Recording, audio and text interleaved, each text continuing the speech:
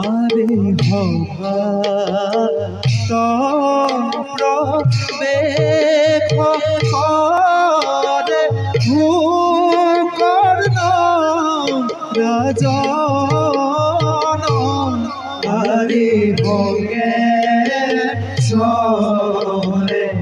ভোর বগজ দেখি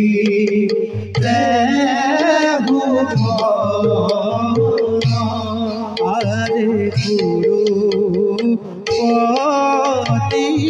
হৃতরাষ্ট্রয় করে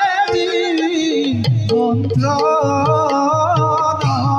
হরে রাম হরে রাম হরে পুরা হর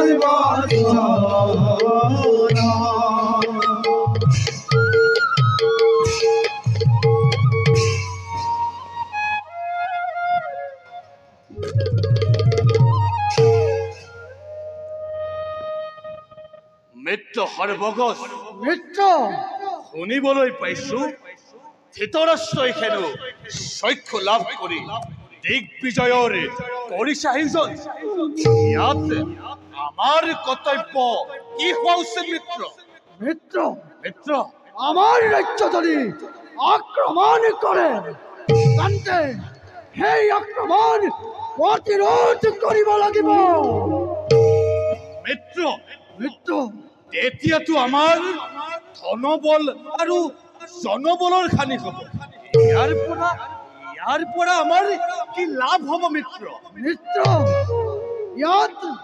লাভ লোকচানৰ কোনো প্ৰশ্ন নাহে মিত্ৰ শত্ৰুক শত্ৰু ভাবে আৰু মিত্ৰক মিত্ৰ ভাবে ব্যৱহাৰ কৰাটো সকলোৰে কৰ্তব্য মিত্ৰ আমাৰ বোধেৰে নিশ্চয় এই দিগ্বিজয়ৰ ঘোষণা এই পৃথিৱীৰ পৰা অশান্তি দূৰ কৰিবৰ কাৰণেহে নিৰ্ধাৰিত কৰা হৈছে গতিকে মিত্ৰ মিত্ৰ আমি হয়তো সময়ত সহায়হে কৰিব লাগিব তেন্তে বল মিত্ৰ আমিও ধৃতৰাষ্ট্ৰৰ আগমনৰ অপেক্ষা কৰোঁ বল মিত্ৰ